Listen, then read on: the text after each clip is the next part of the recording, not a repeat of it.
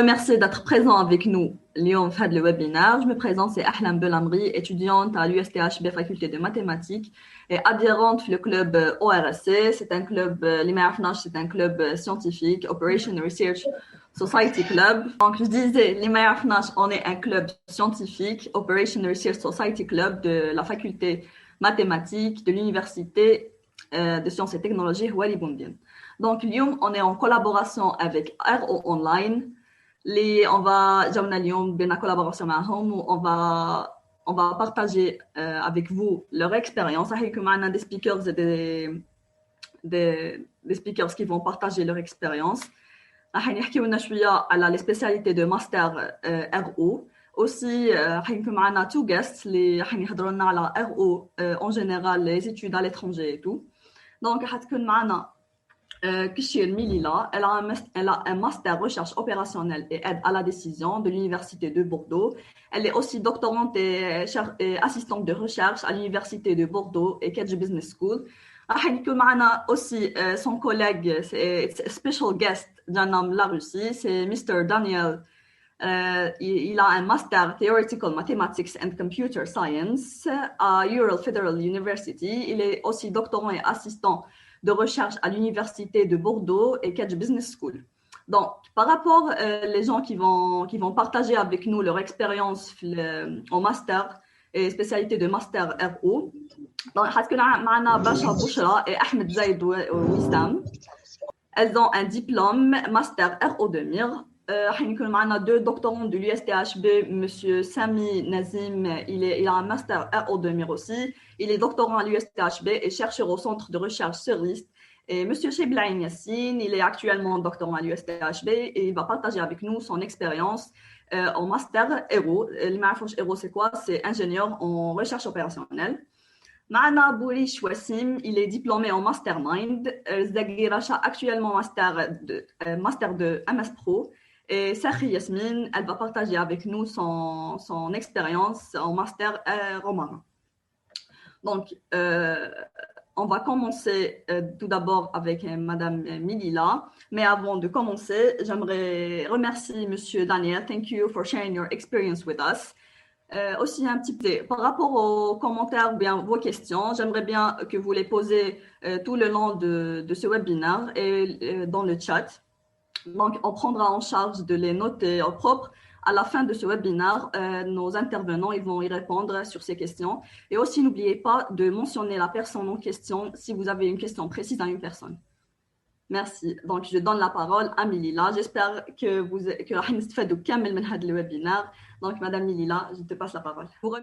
Bonjour à toutes et à tous. Salam alaikum. Soul khair. J'espère que vous allez bien. Donc, je me présente. Anna, c'est Milila Kishia. Donc, Kayin Anna ou Bouchra Basha Wissam qui sont les admins de la page RO Online sur Instagram. Et avant d'aller un peu plus loin, je voulais d'abord demander les excuses par le nom de ma binôme, mon ex-binôme, Sahibti Bouchra, ne peut pas assister à Lyon parce qu'un membre de sa famille, donc elle ne peut pas être présente. Mais Kayin Wissam, Wissam Wana, bon, on va prendre en charge ça. Donc, je vais présenter un peu rapidement Hnayashkoun. Donc, nous, on est des ingénieurs. Bon, Wissam ou Bouchra sont des ingénieurs en recherche opérationnelle.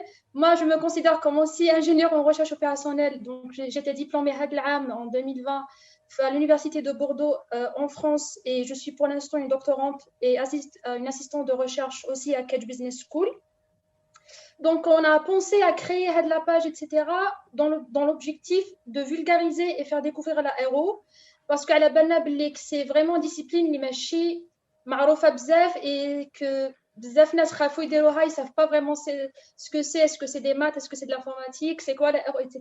Donc, on voulait créer la page déjà dans un premier temps pour vraiment définir c'est quoi la RO, voir un peu plus sur les applications TAHA, etc.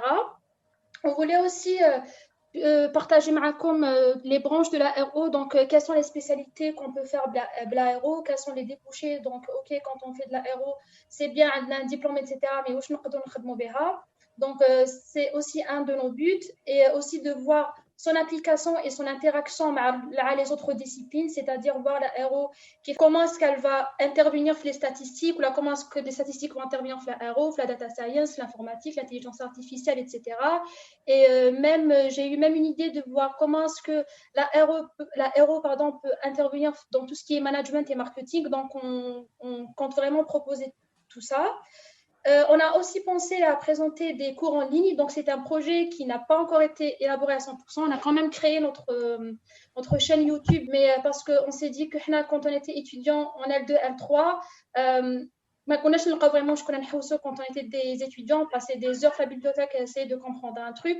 Donc, on s'est dit pourquoi pas créer une chaîne YouTube où on va vraiment cibler les points de la RO qui sont les plus importants, les plus utilisés dans un premier temps. Au lieu de passer 4-5 heures à essayer de comprendre un truc, peut-être une vidéo de 10 à 15 minutes, ça pourra faire l'affaire.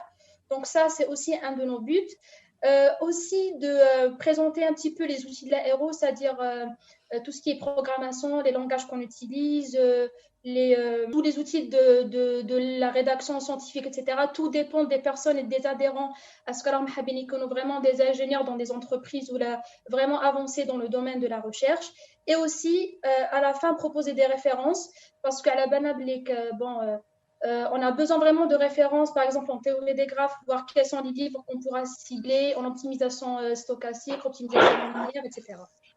Donc en gros, c'est les objectifs en tant que page RO Online. Donc pour l'instant, on est présent sur Instagram et prochainement, j'espère, on va essayer d'être plus actifs sur YouTube. Donc, en ce qui concerne Anaya, donc j'ai fait ma licence Fidzaïr, donc d'être la licence TAI, puis STHB, avec Bouchra Wissam, Yasmine et toute l'autre équipe, d'être MI normal. Après, quand j'ai fini ma première année, j'étais plus poussée vers les maths pures, donc des maths pures, des maths pures statistiques. Et au final, c'était mon frère qui m'a introduit à la recherche opérationnelle. Donc, écoute, voilà, il y a de plus en plus le domaine à la RO, essaye de te documenter un petit peu à l'ERA. Donc, j'ai vraiment fait quelques recherches sur Internet. J'ai compris que la RO, c'était vraiment des maths appliquées et de l'informatique. Donc, je me suis dit, bon, il y a au moins des maths et ce n'est pas de l'informatique pure. Les qu'on a fait la première année, après les cours intensifs algorithmiques où on ne comprenait pas grand-chose. Pour moi, j'étais là, l'informatique, ce n'est pas fait pour moi. Et au final, quand j'ai découvert vraiment la RO, je me suis dit que c'était plus, au début, j'étais plus comme un jeu, comme des petits défis, comme des petits challenges, comme des problèmes voilà, de sac à dos, des problèmes dimension, etc. C'était plus ça, donc ça m'a vraiment intéressée. Donc, je me suis lancée dans cette spécialité. Je l'ai faite en premier choix, de faire ma licence en RO Mac. Quand j'étais en L3, j'ai dit, bon, allez, je vais faire les démarches, je vais voir vraiment la place de la RO à l'étranger. Donc, j'ai fait mes démarches sur campus normal. J'ai postulé pour plusieurs universités. Donc, j'ai postulé à l'université de Bordeaux. Donc, c'est pas vraiment la chose qui a été bizarre. Donc, j'ai fait ça à l'université de Grenoble et à l'université de Paris. Au final, quand j'ai eu les avis favorables, j'ai fini par choisir l'université de Bordeaux. Donc, j'ai été là en 2018. Donc, je suis passée de L3 directement à Master 1 en 2018. Donc, j'ai commencé mon master à l'université de Bordeaux. Donc, c'est un master, c'est ce qu'on appelle un master indifférencié. Donc, c'est un master recherche et professionnel, c'est-à-dire qu'il forme les personnes ou bien les étudiants à qui soient soit des chercheurs, soit des ingénieurs. Puisque c'était un master, les ont accès les étudiants, les daro informatiques et les daro maths. Donc, la première année, c'était vraiment la base de la RO, bien la base de vraiment des maths appliquées et de la programmation. Donc, j'avais des cours que j'ai refait un peu, donc tout ce qui est un peu de modélisation, etc. Dommage, je les ai refaits. Mais vraiment, le but de la première année, c'était de vraiment, il me donnait les bases de la RO, de la modélisation, comprendre c'est quoi des décisions, prendre cette optimisation, c'est quoi, donc comment est-ce qu'on résout un problème, comprendre c'est quoi une méta-heuristique, etc. Après, pour tout ce qui est côté programmation, etc., on avait le choix. Donc, puisqu'il y avait des étudiants, les jobs informatiques et des étudiants, les jobs maths, ça ne servait à rien. Ils ont fait Python et C++ pour les étudiants, les jobs informatiques, parce qu'ils ont quand même une licence, une informatique, des bases assez solides en informatique. Surtout qu'à l'étranger, c'est vrai que nous, les Maghrébins en général, quand je dis Maghrébins, c'est-à-dire les Marocains, les Tunisiens et tout, on est assez fort le côté théorique et assez fort le côté mathématique. Mais j'avoue que c'est une programmation et pratique. Si j'ai un conseil à vous donner, d'ailleurs, c'est si vous êtes je t'oublie que comme votre parcours, n'hésitez pas, vous programmez tout seul, vous apprenez tout seul, parce que la licence, le master ou la licence, même votre diplôme, une entreprise, vous n'allez pas faire de l'optimisation papier-crayon. Donc, il vous faut vraiment, vraiment des bases en informatique. Donc, galère, les gars, oui, mais c'est des maths, on n'est pas bien en maths, enfin, on ne peut pas. La RO, ce n'est pas que des maths.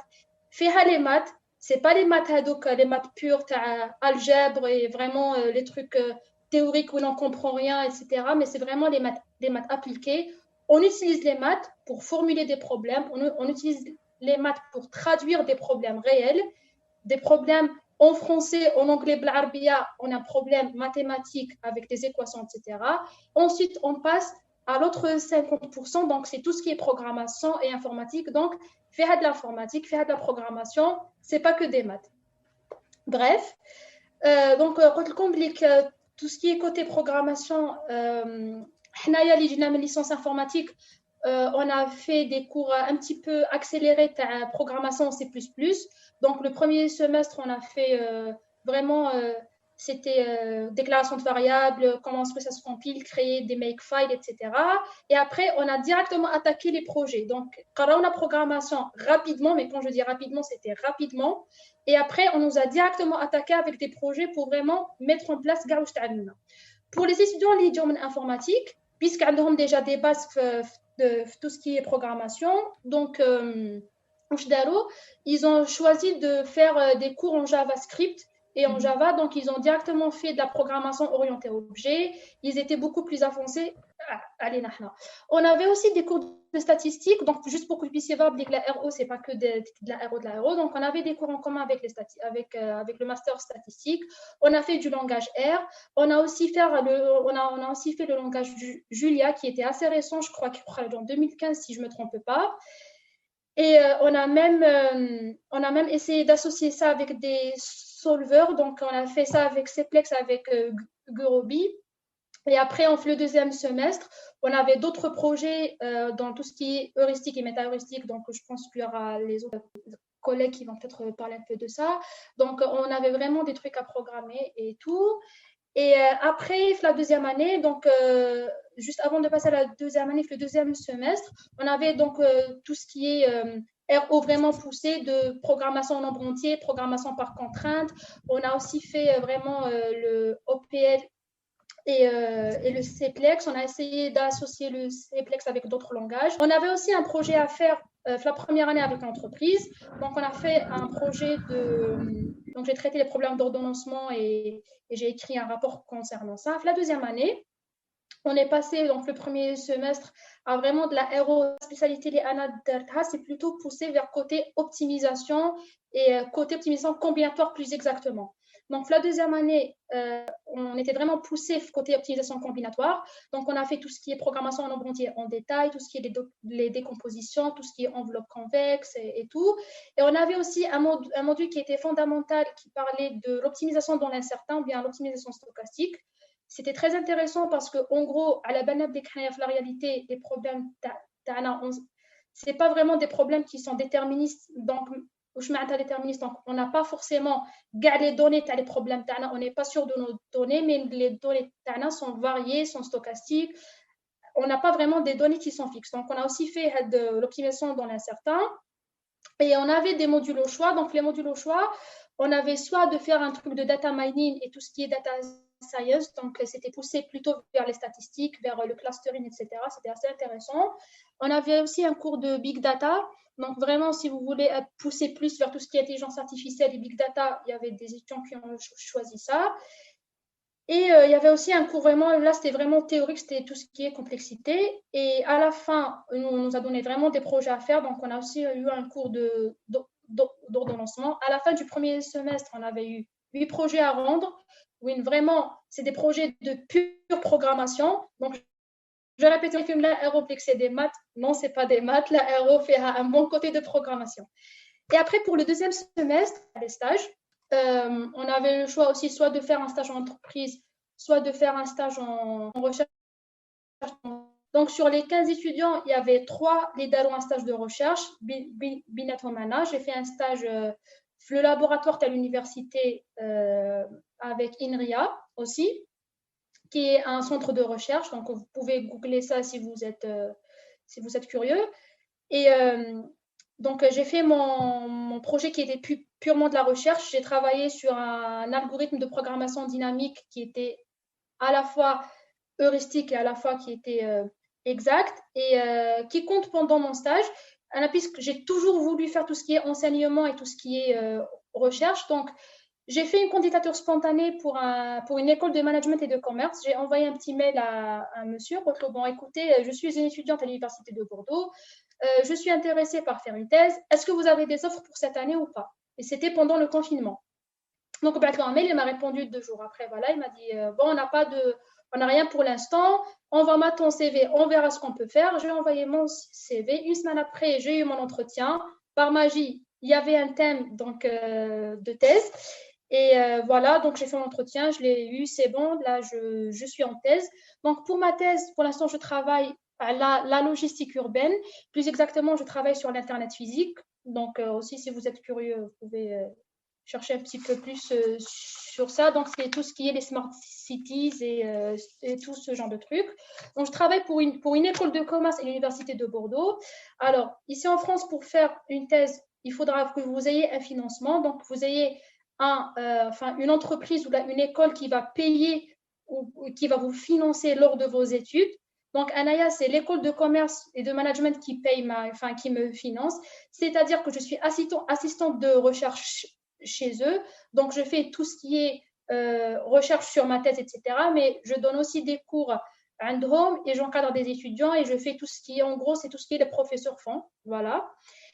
Et voilà, et je suis aussi en collaboration avec l'Institut Georgia Tech aux États-Unis. Donc, je travaille avec le fondateur de l'Internet physique. Et voilà, donc pour l'instant, je suis en thèse et je pense que ça sera tout pour moi. Si j'ai oublié quelque chose ou bien que j'ai zappé quelque chose, relolé, je détaille. Voilà. Merci Melila.